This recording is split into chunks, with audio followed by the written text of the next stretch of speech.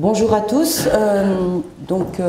Bertrand et l'équipe de la Sicarex m'avaient demandé de faire une présentation sur la flavescence dorée.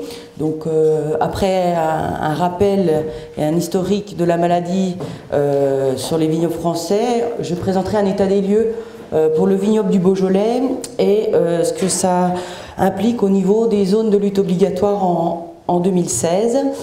Mais également, je vais vous faire une petite présentation des expérimentations qu'on a mis en place dans le Beaujolais. Donc au niveau de la Chambre d'agriculture, avec Nicolas Besset, on travaille ce sujet. Nicolas travaille plus en collaboration avec le Fredon par rapport aux prospections et par rapport aux définitions des zones de lutte obligatoire.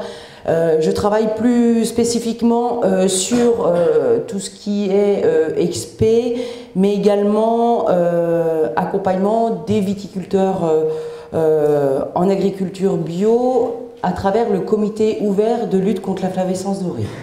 Donc après un rapide historique sur la flavescence dorée et la cicadelle vectrice, je parlerai de la flavescence dorée dans les différents vignobles et en Beaujolais en particulier. Je ferai également un rappel sur les moyens pour gérer la flavescence dorée et quelques résultats d'expérimentation. Donc la flavescence dorée est apparue en Gascogne en 1955, mais elle n'avait pas été identifiée en tant que telle. Dans les années 60, il y a eu une destruction d'une partie des vignobles de Chalosse et de l'Armagnac. Il a fallu attendre, c'est dans ces années-là qu'a été identifié le phytoplasme qui est à l'origine de la maladie. Le phytoplasme, c'est une bactérie sans paroi. Et la difficulté de travailler cette maladie est liée au fait que le phytoplasme, on n'arrive pas à le travailler en laboratoire. Donc c'est aussi une des raisons pour laquelle on avance à un rythme moins soutenu que pour d'autres maladies. Dans les années 70, la flavescence dorée est apparue en Italie et elle s'est étendue peu à peu vers d'autres pays européens. Et la France a été particulièrement touchée dans les années 80 dans le Languedoc-Roussillon. C'est là que la maladie a tout de suite,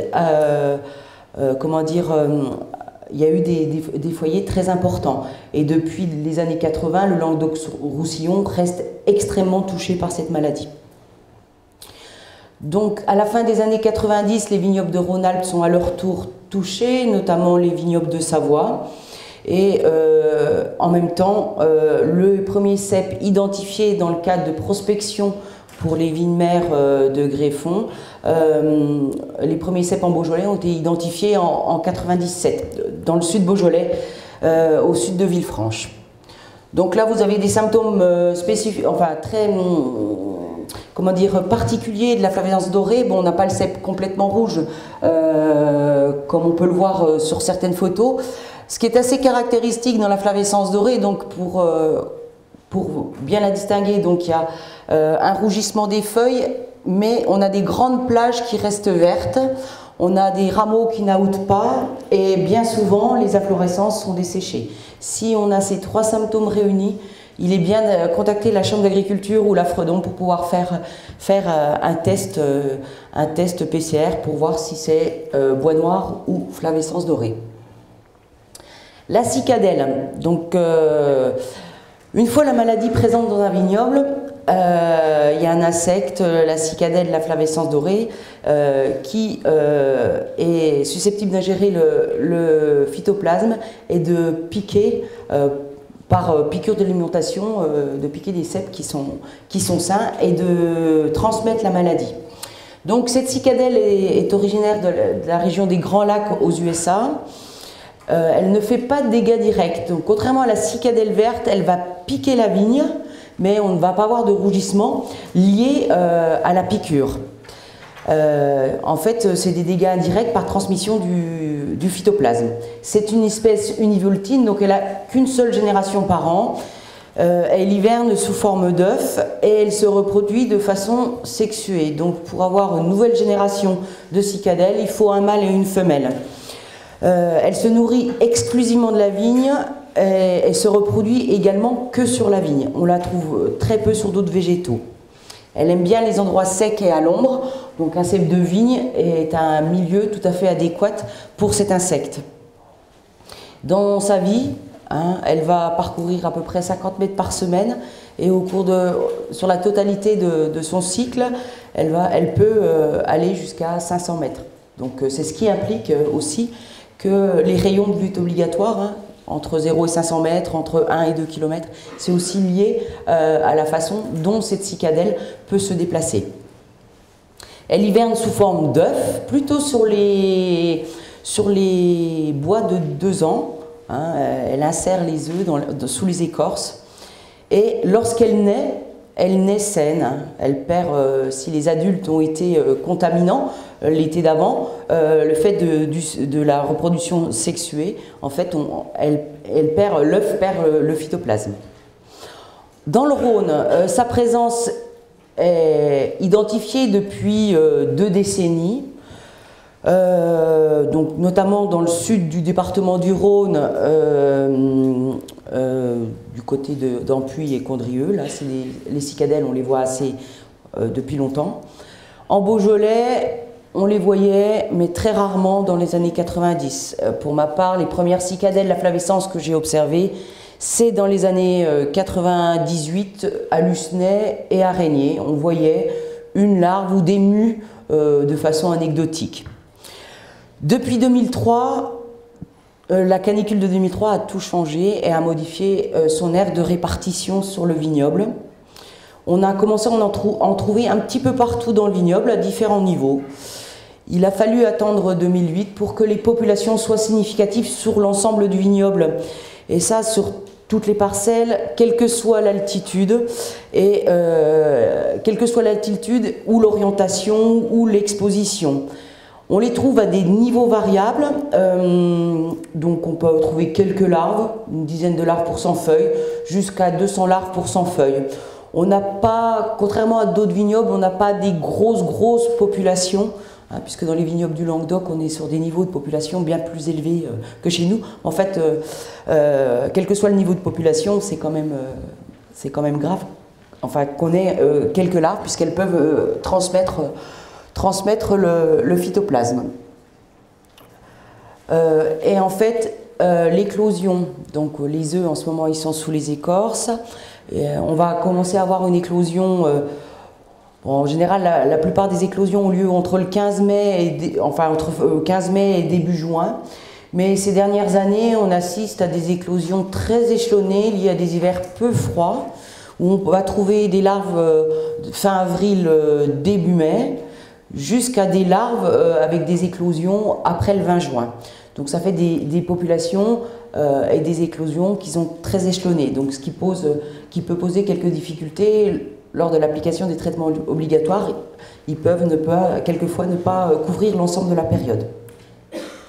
Je vous ai mis quelques photos de cicadelles de la flavescence. Donc voilà, quand on les observe à l'œil nu, c'est cette taille-là. Et en fait, si on prélève des feuilles et si vous voyez quelque chose de sauter, qui est blanc et qui saute, c'est une cicadelle de la flavescence. Et en fait, le moyen de la repérer par rapport aux autres cicadelles, c'est en fait, donc elle a à l'extrémité de l'abdomen un petit toupet avec des poils, et c'est 2 points noirs, et les 2 points noirs sont assez caractéristiques, puisqu'en fait, les mus conservent ces 2 points noirs lorsqu'on retrouve des exuvies de mus de cicadelle, on trouve assez facilement, et ce qui permet de faire la distinction entre mus de cicadelle verte et mus de cicadelle de la flavescence. Au niveau du phénomène de transmission, donc un cep qui est malade, la cicadelle va venir s'alimenter dans le cep, elle va ingérer le phytoplasme qui va passer dans le tube digestif, et il faut à peu près 30 jours pour que ce phytoplasme se multiplie dans l'insecte pour revenir dans les glandes salivaires et ensuite repiquer et retransmettre la maladie. On a eu à peu près une latence de 30 jours pour que la cicadelle puisse retransmettre le phytoplasme. En général, les traitements de lutte obligatoire On regarde la première cicadelle qui est observée de façon courante sur le vignoble et le premier traitement est calé un peu moins avant 30 jours, environ 3 semaines après l'apparition de ces premières larves, pour éliminer les premières larves. Au niveau de la flavescence dorée dans les vignobles, et en Beaujolais en particulier, donc là j'ai repris des cartes de la situation des vignobles français pour faire une comparaison 2014-2015. C'est issu du groupe de travail national sur ce sujet. Donc là vous avez l'état des lieux de 2014 où vous voyez que le Languedoc est très touché et puis on a des foyers éparses sur les départements qui sont verts, il n'y a rien. Il y a quelques foyers lorsque les départements sont en orange et les foyers, des foyers très importants et des départements très touchés sont en rouge. Donc on voit que le vignoble du Languedoc est très touché. Voilà l'état de 2014. Ce qui est inquiétant, c'est 2015 puisqu'on a une forte progression de la flavescence dorée.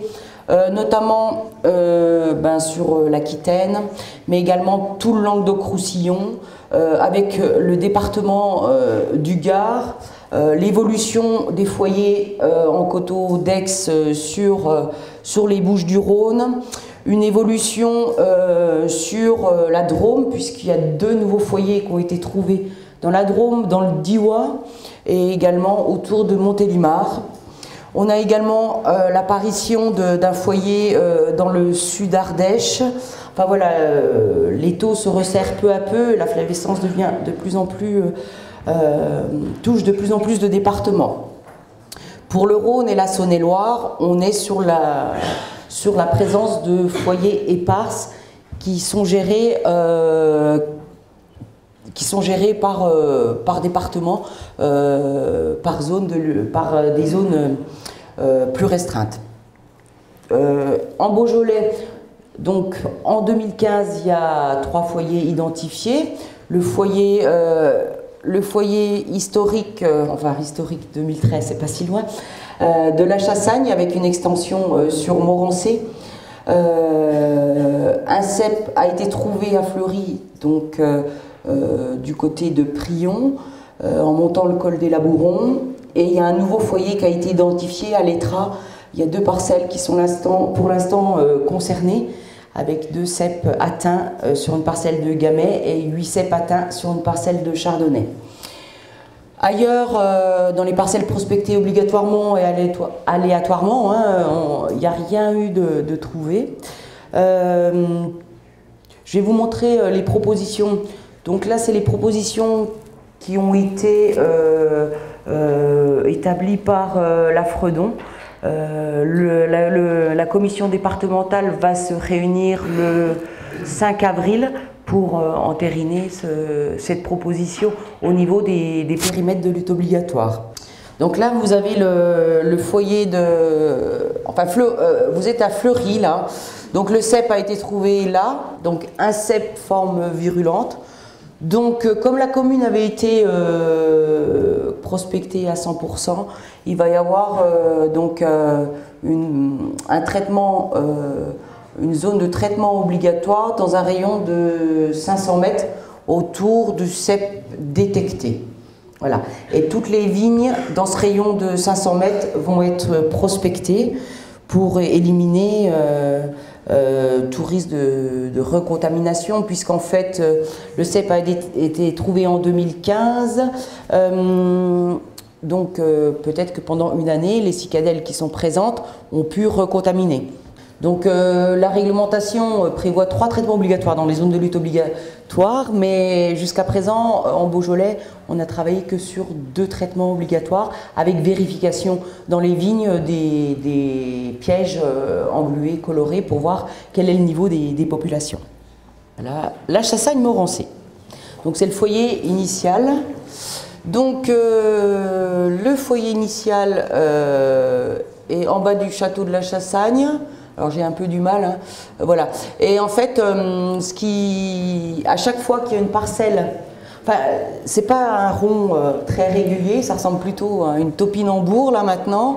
Donc en fait le principe c'est qu'à chaque fois qu'il y a une parcelle identifiée flavescence, autour de cette parcelle identifiée, en fait, la Fredon rajoute un cercle. Et donc cette année, le cercle s'étend surtout sur le sud avec la parcelle de Morancé qui est très touchée. Cette parcelle était suivie pour le bois noir depuis 2013, et là cette année, on a trouvé un autre foyer de flavescence, un foyer de flavescence dorée sur cette parcelle. Donc il y avait des parcelles sur le nord de cette zone qui étaient identifiées flavescence dorée. Là, elles ne ressortent pas en 2015. Donc il va y avoir de nouveau prospection en 2016. Si pendant 2 années de suite, il n'y a pas de cèpes retrouvés en flavescence dorée, la partie nord pourrait sortir de la zone de lutte obligatoire. Après, en termes de niveau d'attaque, donc il y avait 1500 cèpes presque en 2014 sur cette zone-là, trouvés en flavescence dorée. Après, il faut relativiser, puisque maintenant, on est descendu à 150. Donc on est plutôt sur la bonne voie par rapport à la maladie. Voilà.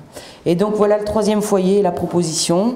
Donc, de lutte, donc un rayon de 1 km, et puis toute la zone de l'étrat-ternant sera prospectée. Voilà, donc les deux parcelles touchées pour la vallée d'Azergues. Donc au niveau de la lutte contre la flavescence dorée, les 3 piliers de la lutte contre la flavescence dorée sont bien l'implantation de plants indemnes à travers le traitement à l'eau chaude, l'assainissement du vignoble par la prospection et par l'identification des cèpes malades et leur arrachage systématique. Et en 3e lieu, de maîtriser les populations de l'insecte vecteur, donc maîtriser les populations de cicadelles de la flavescence à travers les traitements obligatoires. Donc les 3 traitements obligatoires prévus sont juste avant la possible recontamination des insectes, une quinzaine de jours après le 1er traitement et à l'apparition des adultes lorsque les piégeages dans les pièges colorés sont trop importants. En Beaujolais, on est pour l'instant concerné que pour les deux premiers traitements. Il existe encore 5 catégories d'insecticides. Ces jours-ci, il y a un peu d'actualité sur les néonicotinoïdes, donc je ne sais pas ce qui va en venir, mais en tout cas, il y a les pyrétrinoïdes de synthèse, les pyrètes naturels avec le pyrévert, qui est autorisé en agriculture bio, les organophosphorés dont on ne connaît pas leur avenir aujourd'hui, ni les néonicotinoïdes et les produits qui associent organophosphorés et pyrétrinoïdes. Par rapport à ça, et les travaux qui sont réalisés concernent uniquement les solutions utilisables en agriculture bio, mais des méthodes alternatives ou complémentaires sont testées, comme l'intérêt de l'épamprage, le piégeage massif qu'on a testé en Beaujolais, mais également une confusion par vibration, puisqu'en fait les femelles attirent les mâles de cicadelles par des vibrations, donc ils ont essayé d'essayer de faire une confusion, mais bon, je ne sais pas si les essais continuent. Et nous, en Beaujolais, on était très attentifs au fait qu'une reprise d'une lutte insecticide contre la flavescence dorée à base de pyrétrinoïdes pouvait impacter les populations de typhlodromes qui sont implantées de façon importante depuis plus de 20 ans. Et donc on voulait évaluer les stratégies pour voir, pour essayer de préserver au mieux les typhlodromes. Donc en fait on a essayé d'évaluer 4 types de stratégies. Donc une stratégie tout pyrétrinoïde de synthèse, donc là vous avez les traitements de 2014, les traitements de 2015, tout ce qui est organophosphoré, donc en chlorpyrifos méthyle, donc le Reldan, l'association de karaté et d'un néocotinoïde associé à un anti-tordeuse, c'est l'association, c'est le coragène qu'on trouve aussi dans cette solution, et puis comparé aux 2 pyrévers.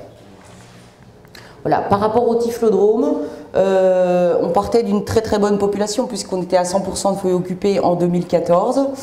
Et dès la reprise de la lutte insecticide, là on était, que ce soit l'organophosphoré, les pyrettes naturelles ou les pyrétrinoïdes de synthèse, on a eu une chute importante des populations entre la veille du premier traitement et quelques jours après le premier traitement. Donc on a des populations de typhlodromes qui sont très impactées au début de la reprise de la lutte par les insecticides. Après il y a des insecticides où les populations se reconstituent un petit peu mieux en fin de saison, notamment les modalités organophosphorées et les modalités pyrévères. Par contre, la modalité tout pyrétrine de synthèse, les typhlodromes ont un petit peu du mal. Si on associe un pyrétrinoïde de synthèse et un lusindo, on a une reprise un petit peu plus importante des populations de typhlo. Alors là, c'était 2014 jusque-là, et à partir de 2015, au printemps 2015, les populations s'étaient un petit peu reconstituées, mais elles représentaient 50% de la population de l'année d'avant.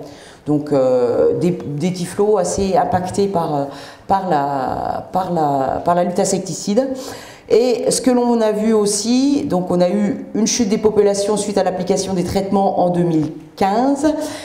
Et les fortes chaleurs ont fortement perturbé les typhlodromes et il y a eu une mortalité naturelle très importante et en fait ça a lissé l'ensemble des résultats. Donc on est un peu inquiet pour le début 2016 puisque si en moyenne on était à 20% dans les différents réseaux de population de typhlodromes, si on ne sait pas comment ils ont passé l'hiver, donc on pourrait voir réapparaître quelques parcelles avec quelques acariens rouges. Ce qu'on voulait évaluer, on va le poursuivre cet essai, et ce qu'on voulait évaluer aussi, c'était voir comment les typhlodromes développent une population résistante aux pyrétrinoïdes de synthèse, parce que à terme, je pense que c'est peut-être les seuls produits ou de pyrettes naturelles, c'est peut-être les seuls produits qui vont rester pour lutter contre la flavescence dorée. Donc je vais avancer sur le piégeage massif qui a été mis en place avec le comité ouvert de lutte contre la flavescence. Que retenir de ces essais? Donc les piégeages massifs, on voit bien une réduction des populations après traitement. Sur le pyrévert, donc c'est plutôt 2 traitements qu'un seul. D'autres études montrent que sur le pyrévert, il faudrait plutôt en faire 3 que 2 pour avoir une efficacité suffisante. Mais les populations résiduelles peuvent être encore importantes selon certains sites d'essai. Les pièges Bugscan fonctionnent bien, mais c'est cher. C'est fragile avec la rogneuse, ça passe dans la rogneuse et il faut les remplacer souvent. On piège aussi beaucoup d'arthropodes qui participent aussi à la biodiversité. Donc au même titre que les insecticides, on tue énormément d'arthropodes utiles. Et le suivi reste très lourd. Et on a une taille, en fait on fait des petites placettes de quelques centaines de cèpes, mais par rapport à l'effet de masse, les placettes sont un petit peu trop faibles en taille. On ne sait pas encore quelle suite à donner à ce piégeage massif, il faut qu'on voit avec le comité ouvert comment on peut donner une suite, en sachant que c'était dans l'idée initiale, c'était pour essayer d'accompagner la lutte insecticide, voire éventuellement de supprimer un traitement de lutte obligatoire. Mais pour l'instant, on n'a pas eu, ça ne répond pas aux hypothèses de départ. Donc les moyens de lutte chimiques sont plutôt efficaces contre la flavescence dorée. Le piégeage massif ne répond pas aux hypothèses de départ. Et tout est question de mesure. Dans la lutte insecticide, il ne faut pas baser sa lutte insecticide contre la flavescence dorée qu'avec une seule catégorie d'insecticides si on ne veut pas anéantir complètement les typhlodromes. De toute façon, la prospection est vraiment la clé de lutte, la clé de voûte de ce dispositif pour éviter d'introduire la maladie et de l'identifier dans les vignobles. Et il ne faut pas oublier que c'est difficile à gérer la maladie si dans le vignoble les cèpes plantés ne sont pas traités à l'eau chaude. Voilà. Je vous remercie de votre attention.